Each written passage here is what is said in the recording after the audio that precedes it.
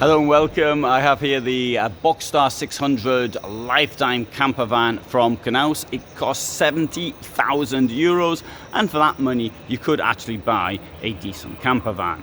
This isn't one of them. Let's have a look inside. So first thing we notice, it's on a Fiat Ducato basis, so 6 meters in length. It's got the washroom in the center. It's got a cooker here.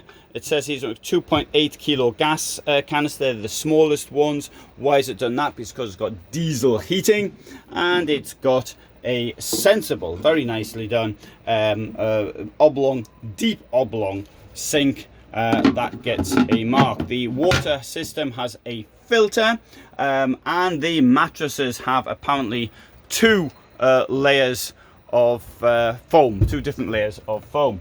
Up here we will find storage, plenty of space up there, and there is a fridge down here. This fridge will open in two directions should that be required. Could be handy if you're in the shower and want to have a quick beer. Down here we've got some storage. Can't use it when the shower's in motion, of course, in action, but then again you probably won't be putting food away at the same time as having a wash, or you might be, in which case you'll just have to leave the door open. This here, see, we'll lift up the duct board, which also is part of the corridor. 4 drainage points. Good idea. Particularly though it's in the corridor. You don't want water floating around all over the place, and unfortunately that's highly likely, as these things get blocked very easily, and they'll get blocked even quicker as this is in the corridor. Note, however, on the duct board we have got these plug-like things to hold, to go into the drainage, and that will hold this thing here in place, if it works, that is. And if you can find out where it's supposed to go, I think that's where it's supposed to go. There you go, I did it with one hand. This is an idea which a number of companies were using, but most of them seem to have stopped doing now. I don't know why. I mean, it looks ugly, but then again, bear in mind, 205 centimeters on the outside, there's not a huge amount of space to actually put the shower in, and so it does, I suppose, give you a bit more space. There's your toilet, there's the sink, another silly plug in there. You can look out when you're in the toilet, you can look outside and see what's going on outside, and you've got a mirror here which is angled, and here we've got a drawer for keeping the stuff that you might need when you're in the shower. There's the shower. So that also serves as your tap for your sink here. I don't think that's supposed to come out like that, to be quite honest. It might be, who knows.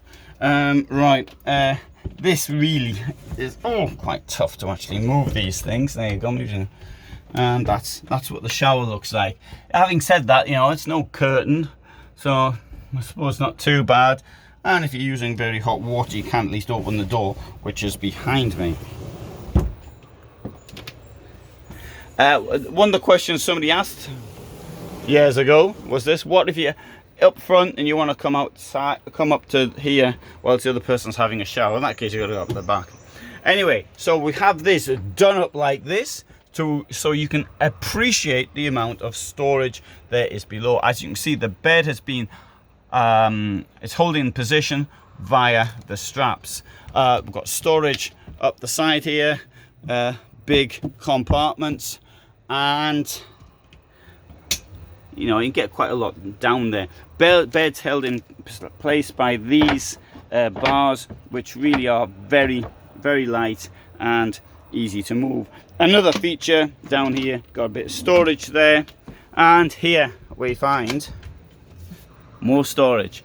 You've got your boiler in there, and if you want, you can put these slats fit across here. So, and that would be then a step up to the bed. Lighting can be changed, so it's now on this reddy color and blue. If you don't like that, you can have something else. Let's go to the back. Oh no, let's not go back yet. Small table, forward facing bench, and you can actually make a bed of sorts out of this for one person, and one person who isn't very tall. Here we have the extension for the kitchen, and there's a bit of storage, so you can put flip-flops or sandals or something in there. Let's go up the back.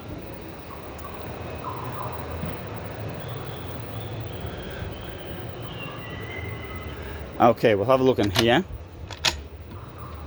And so there you've got the gas. Now earlier I mentioned when there is, you can have the smaller gas canister. I can get rid of this if there's diesel heating. Now I did say that up front. In this case, when there's not diesel heating, you get 2 gas canisters at the back. Heating does take up a lot of energy, and so with 2, for me that would last 2 full ones, that would last me about a year and a half, something like that. I do appreciate everybody's different, depends on what they're cooking and what they're doing, of course, but on heating in weather like we've got today, I would get through a whole gas, I don't know, 2 weeks maybe even less. And maybe I'm exaggerating a bit, but it's not that cold. It's only about -6 or something. This thing here comes up, if I can get it to come up, and in there you got a bit more storage. The rear also, we find 12 volt and 230, could be useful for charging a vehicle, a bicycle. Now, what do you think of the shower? Do you think that's a good idea or not a good idea? Knaus is now the only major manufacturer who still does it. I mean, I don't mean to say it's bad that everybody else has given up, but I would question why everybody else has given up. It does. I'd be the first to say it looks ugly, but I, rather than thinking about what looks ugly, am more into what is practical in a 6-meter vehicle. This is the Fiat Ducato, and we can also see, for example, we've got here the Ford, and the Ford is higher, and in my opinion the Ford makes a better base vehicle.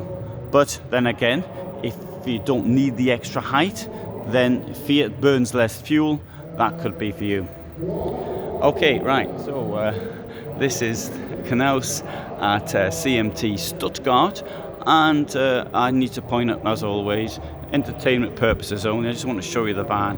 Knaus I do not recommend as a brand for reasons I've said in the past. I need to point this out because our people think I'm selling the vehicles. I'm not selling the vehicles, I'm only looking and describing them. I am on the side of the user and of the buyer, and on my site you will not, I hope, find pseudo advertisements for vehicles.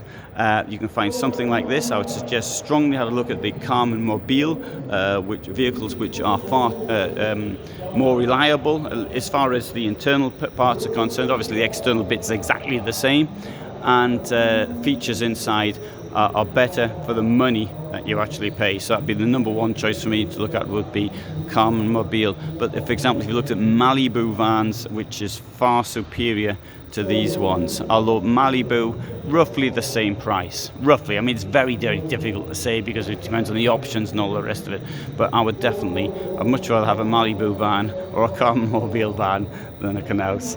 Thanks very much for watching.